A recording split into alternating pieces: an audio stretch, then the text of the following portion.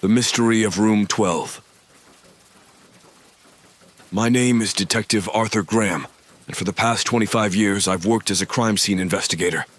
In that time, I've encountered some of the most bizarre and grotesque situations imaginable. Yet, one case stands out vividly in my memory, one that has haunted my dreams and gnawed at my sanity since the day it unfolded. It was November 25th, 2018, when I first heard of the victim found in room 12 of the Sir Sleep-A-Lot Motel. The call came in during the early morning hours, just as the first light of dawn began to creep across the sky. The motel, a ramshackle establishment tucked away in Yellow Smoke County, had seen better days. Its neon sign buzzed erratically, casting flickering shadows across the cracked pavement. The victim, who checked in for a 3-day stay, was reported missing when he failed to vacate the room. The owner, Mr. John Kelly, was understandably concerned and sent his son, David, to investigate. What David stumbled upon was a nightmare, a scene that would scar him for life. When I arrived at the motel, the atmosphere was thick with tension. The air smelled faintly of stale cigarettes and desperation, a familiar scent that clung to low-budget establishments. Officers had cordoned off the area, and the flashing red and blue lights of squad cars illuminated the building, casting eerie shadows that danced across the walls. As I made my way past a group of half-asleep tenants providing witness statements, I noticed a forensic pathologist who looked pale and shaken. He was on the phone, desperately trying to reach his mother. I couldn't help but wonder what he had just witnessed. I stepped into room 12, feeling a chill run down my spine. The door creaked open, revealing a scene so horrific that it would linger in my mind long after I left. The victim lay sprawled on the bed in a supine position, his body grotesquely mutilated. His skin had been crudely removed in patches, revealing the glistening white of bone beneath. But what sent a wave of nausea through me was the absence of his head, completely missing. The victim had been dressed in women's undergarments, a pair of lace stockings and a torn satin slip that were not his. It was clear these items had been placed on him post-mortem, an unsettling twist that hinted at a sinister motive behind the murder. Blood covered every inch of the room, splattering the walls and soaking into the carpet. The quantity was staggering, over 2 gallons. Yet the pattern of the blood seemed inconsistent with the violence of the scene. It was as if a pressurized device had been used to spray the blood, creating a macabre art piece that adorned the motel walls. As I surveyed the room, my eyes landed on a peculiar arrangement on the desk. 33 teeth had been carefully placed in a circular pattern, each one perfectly aligned. This ritualistic display was alarming, especially considering that one of the teeth belonged to a missing young woman named Alyssa Hadland, who vanished in 1997. Her case had been archived due to lack of evidence, but now it was entwined with this grotesque murder. I glanced around, taking in the gruesome details. The victim's tongue was found in the bathroom sink, severed with a precision that suggested a surgical instrument. And then there was the television, the coin-operated one that had been tampered with. It intermittently emitted static, almost like a tortured cry in the silence of the room. But what really struck me was the television itself. As I looked closer, I discovered both of the victim's eyes crammed inside the cavity where the cathode ray tube had once been. The sight was enough to make my stomach churn. The eyes were deliberately placed there, a chilling detail that implied a symbolic motive behind the crime. The only belonging of the victim was a pair of denim jeans, which were found stained with his blood. A one-way bus ticket tucked in the pocket suggested he had traveled from Cosgrave to Mayor's Income. The casual nature of his journey contrasted sharply with the horror that had unfolded in room 12. Weeks later, I would discover a shirt matching the victim's description, buried in a field 240 miles away. While the blood samples matched those taken from the crime scene, the identity of the victim remained elusive, a specter in the shadows. The room showed no signs of forced entry, leading me to believe the victim had willingly entered. Yet, a Bible was missing from the bedside cabinet, a detail that gnawed at my thoughts. As I continued my investigation, the case began to take on a life of its own, an unsolvable puzzle that refused to fit together. Despite the gruesome details, I remained committed to finding justice for this nameless man. I couldn't shake the feeling that there was something more to this case, something dark lurking beneath the surface. The FBI eventually reopened the investigation, and I found myself diving back into the files, determined to uncover the truth. As I meticulously compiled evidence, I stumbled upon an audio file labeled witness_1.mp3. Curiosity piqued. I opened it, expecting a routine statement. Instead, a woman's voice crackled through the static. Her voice trembled as she recounted her harrowing experience. She had been staying in room 14, the neighboring room, and had heard a series of violent noises coming from room 12. At first, she assumed it was just the victim entertaining a guest, but the sounds escalated, resembling something more sinister. She described her horror upon discovering the victim's body, his headless form slumped in the corner. But what truly chilled my blood was her account of another figure lurking in the bathroom, a tall, grotesque man with a bulbous head, deformed and hunching at an unnatural angle. He was clad in a tattered coat that hung to the floor, and in his hands he wielded a nightmarish contraption, a lobster pot of blades that sent shivers down my spine. When the witness ran from the motel, I couldn't help but admire her survival instinct. She had chosen to leave everything behind rather than face the horror inside. Her encounter with the tall man had left her traumatized, but her decision to return, only to find the police already present, indicated that she was drawn back to the scene despite the terror it evoked. After listening to the recording, I felt a mix of emotions. The woman's account was vivid and raw, giving me a new perspective on the night of the murder. I was grateful for her bravery, but left with more questions than answers. With the investigation ongoing, the FBI began to explore leads I hadn't considered. They examined connections to other unsolved cases, tracking down anyone who might have crossed paths with the victim. The mystery deepened with each new detail, and I found myself immersed in the search for answers, hoping to find some form of closure for the victim, even if it came many years later. One night, while poring over the evidence, I stumbled upon a connection between the victim and the town's history. A series of unexplained disappearances had plagued the area decades earlier, all linked to a notorious figure rumored to have practiced dark rituals. The stories had faded into urban legend, but the whispers remained, lingering in the minds of those who had heard them. Determined to unearth the truth, I began to delve into the folklore of Yellow Smoke County, uncovering tales of haunted woods, abandoned places, and the dark history of the Sir Sleep-A-Lot Motel. Each legend felt like a thread, weaving together a tapestry of despair and darkness. As the investigation continued, my nights grew longer. The specter of room 12 lingered in my mind, filling my dreams with images of the victim's mutilated body, the arrangement of teeth, and the grotesque figure the witness had described. I found myself returning to the motel in my dreams, wandering through the blood-splattered room, searching for answers that always seemed to elude me. One evening, unable to sleep, I decided to revisit the site of the crime.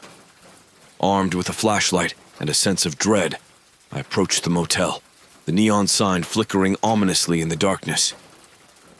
The atmosphere was thick with the echoes of the past, and I felt a shiver run down my spine as I entered the building. Room 12 had been sealed off, but I managed to convince the motel manager to allow me access. The room felt like a time capsule, frozen in the horror of that fateful night. I stepped inside, the stale air heavy with memories of fear and pain. As I explored the room, I couldn't shake the feeling that I was being watched.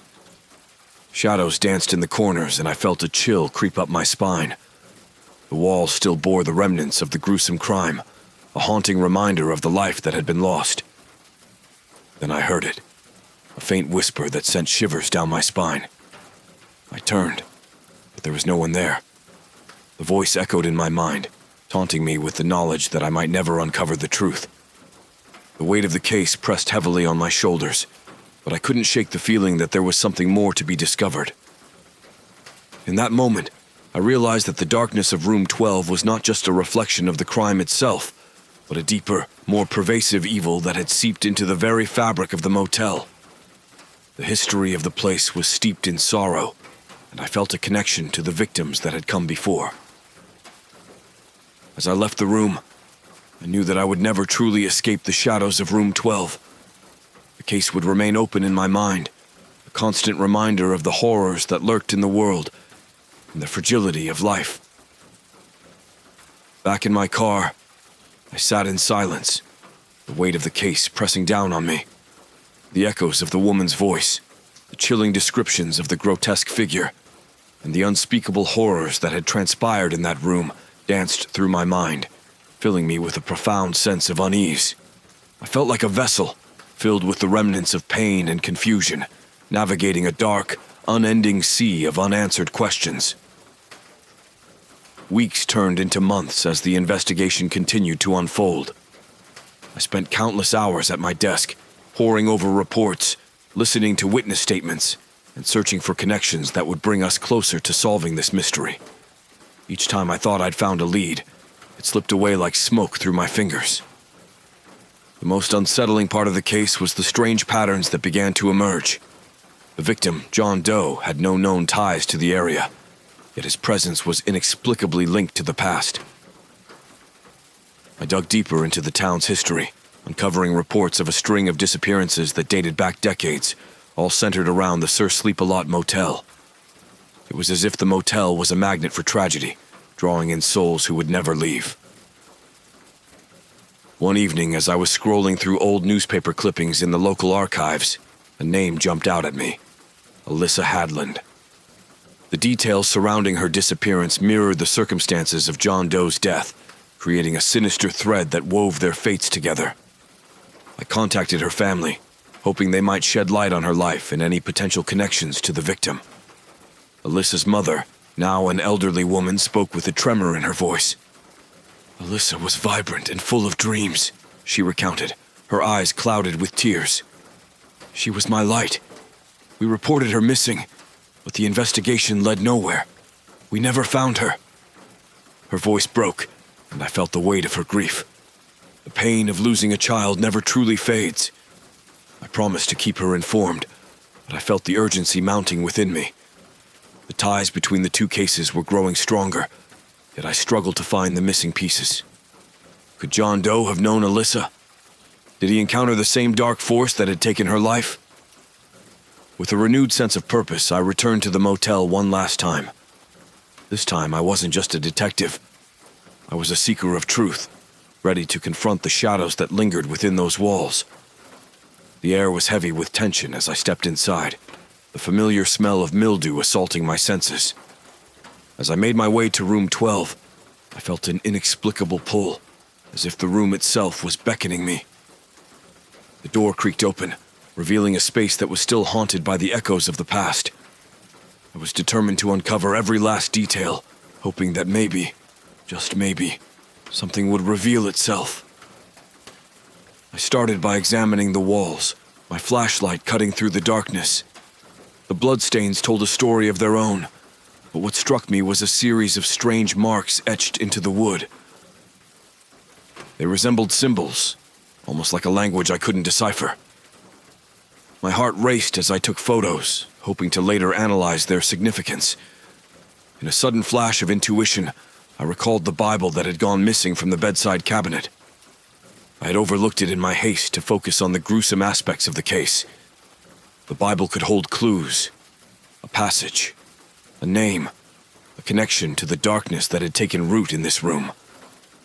My pulse quickened as I dug through the debris, but the search proved fruitless. Just as I was about to give up, my flashlight beam caught a glint of something metallic under the bed. I crouched down, my heart pounding in my chest, and pulled out a small, ornate key. Holding it in my hand, I felt an electric charge run through me. Was this the key to understanding what had happened? The thought propelled me forward as I continued to search the room, each creak of the floorboards sounding like whispers of the past. With the key secured, I decided to return to the motel's office to confront Mr. Kelly. He had been evasive during my previous inquiries, and I sensed there was more he was hiding. As I entered the dimly lit office, I found him seated behind the desk, his face lined with worry. "Detective Graham," he greeted, his voice strained. "What brings you back here?" "I found this," I said, holding out the key. "What does it open?" Mr. Kelly's eyes widened, a flicker of recognition passing through his expression. I don't know. It's not mine. It could belong to a guest, or maybe it's just something left behind." His hesitation only deepened my suspicion. "You know more than you're letting on, Mr. Kelly. This motel has a history, and I intend to uncover it." He shifted uneasily, and I pressed on. "What happened in this motel years ago? Why were there so many disappearances?" Mr. Kelly sighed, his gaze dropping to the desk. "People come and go. Sometimes they get lost, you know. But this place, it has a reputation for attracting trouble. I thought if I kept my head down, it wouldn't touch me." "Touch you? You think you can just ignore it?" I shot back, frustration bubbling to the surface. "This is about lives lost, families broken. You owe it to them to tell the truth." His gaze finally met mine, and in that moment I saw the fear that lay behind his bravado. "Fine. There are stories, old ones about this motel. They say it was built on cursed land, that something dark lives here." I leaned in closer, my curiosity piqued. "What do you mean by dark?" He hesitated, then continued. "There was a cult that operated in this area decades ago. They believed in sacrificing individuals to appease a greater power. Some say the spirits of those lost still roam these halls, seeking vengeance." A chill ran down my spine. Was it possible that the grotesque figure the witness had described was linked to this dark history? I couldn't shake the feeling that I was inching closer to uncovering a truth more sinister than I could have imagined. With renewed determination, I decided to return to the local archives the next day. I needed to dig deeper into the motel's history, searching for any evidence that might connect the dots between the victims and the dark legacy that haunted Yellow Smoke County. As I scoured through dusty records and old newspaper articles, I found references to the cult, its members, and their practices. They had operated under the guise of a religious organization, but their true motives were far more sinister. Rituals involving human sacrifice, blood offerings, and unexplainable occurrences filled the pages, revealing a chilling pattern that had long been forgotten. With each new detail, the web of connections grew stronger. The cult had operated in the area for decades, and its influence had seeped into the very foundation of the motel. I began to piece together the threads of history, connecting the past to the present. John Doe, Alyssa Hadland, and the other missing persons all had crossed paths with the darkness that lingered within those walls. As I dug deeper, I realized I was running out of time. The more I uncovered, the more it felt like I was being watched. Shadows seemed to dance just out of sight, and the whispers of the past echoed in my mind. The feeling of being pursued became overwhelming, and I knew I had to act quickly. I returned to the motel one last time, clutching the key tightly in my hand. My plan was to explore the basement, a place long forgotten and untouched since the motel's heyday. The stories hinted at hidden rooms, secret passages, and the remnants of a dark legacy that had been buried beneath the floorboards. As I made my way down the creaky stairs, I felt a sense of dread settle in my stomach. The basement was cold and damp, the air thick with the musty smell of decay. My flashlight flickered, casting eerie shadows that danced on the walls as I ventured deeper into the darkness. I searched the dimly lit space, my heart racing with every step. There was an unsettling quiet, broken only by the sound of my own breathing. I paused, listening intently, and suddenly, a faint sound caught my attention, a whispering, almost like a chant. Driven by curiosity, I followed the sound, my heart pounding in my chest. The whispers grew louder as I approached a hidden door tucked away in the corner. With trembling hands, I inserted the key and turned it, the lock clicking open with a satisfying sound.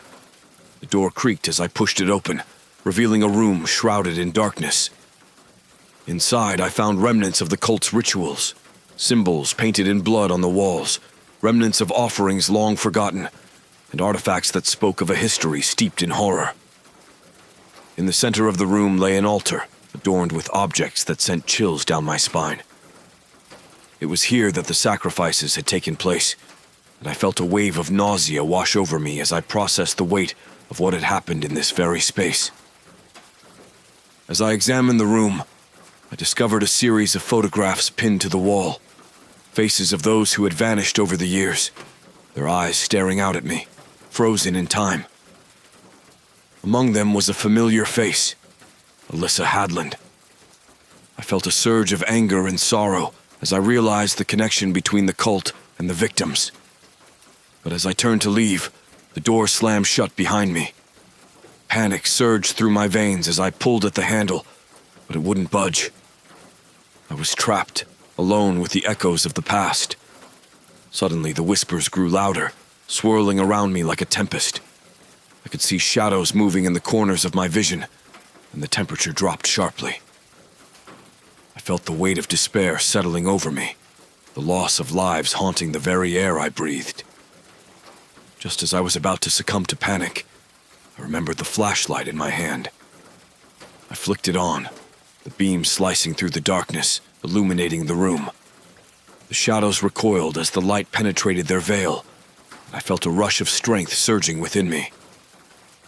With renewed determination, I turned back to the altar. I had to face this darkness head-on. I reached for a ceremonial dagger resting on the table, its blade glinting ominously in the light.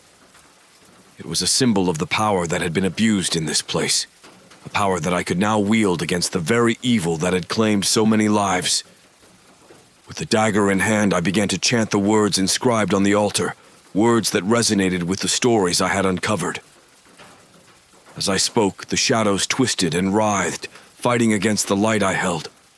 The whispers crescendoed into a cacophony of rage and despair, and for a moment, I felt overwhelmed. But I refused to back down. I pressed forward, my voice rising above the chaos, determined to reclaim the lives that had been stolen. In a blinding flash of light, the shadows dissolved, and the whispers faded into silence. I stood in the aftermath, breathless and shaken, but I knew that I had confronted the darkness that had haunted Yellow Smoke County for far too long. The door creaked open, and I stepped back into the light of the basement, heart racing with the weight of what had transpired. I had unearthed the truth, but I knew it was only the beginning. The case of Room 12 would never truly be closed. As I emerged from the motel, the cold night air washed over me, a reminder that the darkness still lurked in the corners of our world. I had faced the horror, but the legacy of Room 12 would remain, a chilling reminder of the lives lost and the shadows that lingered. I returned home that night, my mind racing with thoughts of Alyssa Hadland and the other victims. The journey was far from over, and I felt a deep sense of responsibility to continue the fight for justice. The darkness may have been momentarily pushed back, but I knew it would rise again. As I lay in bed beside my wife, I held her close, the warmth of her presence grounding me in the midst of the storm that raged within. I was no longer just a detective. I was a guardian, standing watch against the shadows that threatened to engulf us all. In the months that followed, I dedicated myself to uncovering the truth behind the cult and its sinister practices. The case remained open, and with each new lead I felt a sense of purpose that drove me forward. But the memory of Room 12 haunted my dreams, a constant reminder of the darkness that lay just beyond the edges of our understanding. I would not rest until I had brought justice to the victims, until I had shone a light on the shadows that threatened to consume us all. And so I forged ahead, armed with the knowledge of what I had faced, determined to uncover the truth and bring closure to the countless lives affected by the darkness of Room 12. The nightmare was far from over, but as long as I drew breath, I would continue the fight, one case at a time.